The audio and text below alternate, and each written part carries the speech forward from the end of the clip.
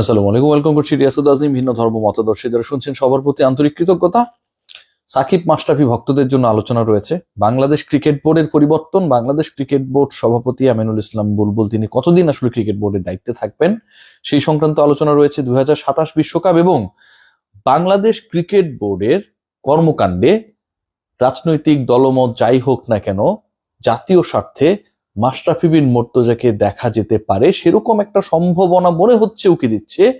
সেই আলোচনাটা করব এবং সেটাই আজকের এই ডিসকাশনের মূল আলোচনা। আপনারা যারা বডিতে 72 ঘন্টা পর্যন্ত ময়েশ্চার ধরে রাখতে চান, লিলি হুইপচিয়া বডি ওয়াশ আপনাকে সেই নিশ্চয়তা দেবে। এই মুহূর্তে বসন্ত পড়েছে, একটা কেমন চিটচিটে ওয়েদার, সেই জায়গায় বাংলাদেশ ক্রিকেটের যে অবস্থাটা, বসন্তকালে আমাদের ত্বকের অবস্থা যেন সেরকমটা হয়ে যায়। সো এই জায়গায় ক্রিকেট বোর্ডে কি হবে, কে সমাধান দিবে সেটা এখন পর্যন্ত আমরা জানি না, বাট বডিতে ময়েশ্চার ধরে রাখার ক্ষেত্রে লিলি একটা আপনাকে ভরসা দিতে পারে।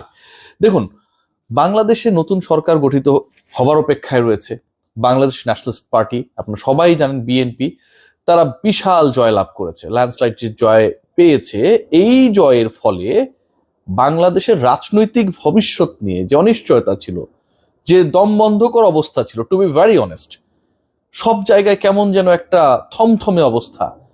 কেউ ক্লিয়ার ছিল না যে আসলে আমরা কোন পথে যাচ্ছি, কোন দিকে যাচ্ছি, কি হবে আগামীকাল, কি হবে এক মাস পরের বাংলাদেশটা কেমন হবে। সেই সবকিছুর উত্তর সবশেষ ত্রয়োদশ জাতীয় সংসদ নির্বাচন দিয়েছে। এবং সেই নির্বাচনের পর পলিটিক্যাল ডিসকাশন আমি করতে চাই না, বাট পলিটিক্সের সাথে বাংলাদেশের স্পোর্টস খুব বেশিভাবে জড়িত। এবং এই তারেক রহমানের দলের বাংলাদেশ ন্যাশনালিস্ট পার্টির জয়ে সবচেয়ে বড় যে নিশ্চয়তার জায়গা ক্রীড়াঙ্গনে তৈরি হয়েছে, সেটা হচ্ছে এখানটায় আসলে পলিটিক্স, নোংরামি, কাউকে টার্গেট করে সাইজ করা, কারো বিরুদ্ধে গিয়ে বিষোদাগার করা, এই ব্যাপারগুলো সম্ভবত আর ঘটবে না। নীতি নির্ধারণী পর্যায় থেকে যদি বলি, একটা সময় আমিনুল হক অনেক বেশি বলেছিলেন যে সাকিব মাশরাফির ইস্যুগুলো আসলে আমরা, তারা কিংবদন্তি, সেটাকে যতটা নমনীয় ভাবে দেখে বাংলাদেশকে তাকে সার্ভিস বা তাদেরকে সার্ভিস দেওয়ার জন্য সুযোগ করে দেওয়া যায়, সেই ব্যাপারটা দেখা উচিত। ইশরাক হোসেন হেলাজোককে দেয়া, নাহিয়ান বিন জসিম আমার সহকর্মী, সাবেক সহকর্মী, তাকে দেয়া সাক্ষাৎকারে খুব স্পেসিফিক ভাবে বলেছেন, কি বলেছেন, বলেছেন জুলাই হত্যাকাণ্ডে এই দুজনকে যে মার্ডার কেসের আসামি করা হয়েছে, ইশরাক ভাইকে প্রথমত আমি থ্যাঙ্কস দিতে চাই।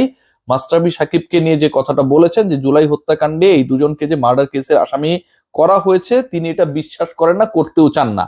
সাকিব আর মাশরাফি হত্যাকাণ্ডের নির্দেশ দেবে এবং সেভাবে সাধারণ মানুষকে, যারা তাদের জন্য তালি বাজিয়েছে, মাঠে গিয়েছে, গর্জে উঠেছে, লাল সবুজকে সাপোর্ট করেছে, তারা রাজনীতি করার আগের থেকে তাদের ভক্ত, মারার এই ধরনের বক্তব্য বা আদেশ দিবেন, সেটা তিনি বিশ্বাস করেন না। এবং বাংলাদেশের যেই মানুষটা তাদের দেখতে পারে না, সাকিব মাশরাফিকে একদম অপছন্দ করে, সাকিব মাশরাফির কর্মকাণ্ড নিয়ে মানে তাদের ক্যারিয়ারের শুরু থেকে এখন পর্যন্ত অপছন্দ রয়েছে, সেই মানুষটাও বিশ্বাস করবে না সাকিব আর মাশরাফি জুলাই মাসে যে হত্যা হয়েছে, গণহত্যা হয়েছে, সেই সময় পুলিশকে, তাদের যারা আইন শৃঙ্খলা রক্ষাকারী বাহিনী হিসেবে আন্ডারেছেন, তাদেরকে এই ধরনের কোনো আদেশ দিতে পারেন।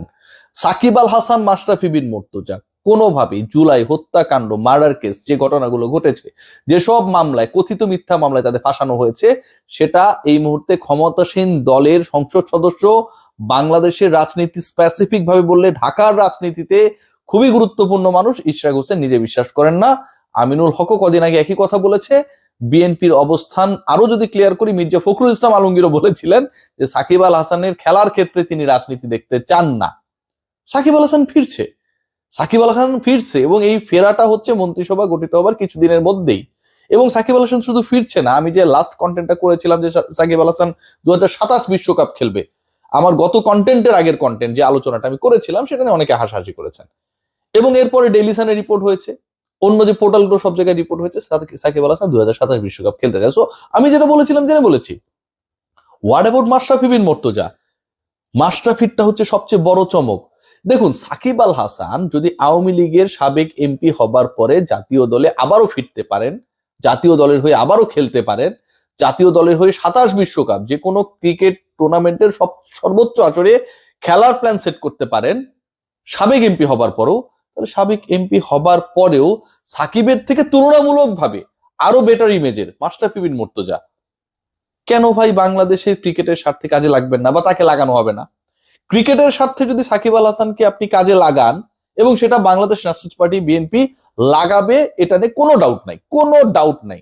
সাকিব আল হাসান যেই রাজনীতি করুক না কেন, তাহলে তারা সাকিবকে কাজে লাগাবে, জাতীয় দলের হয়ে খেলাবে, বাংলাদেশের প্রতিনিধিত্ব করাবে।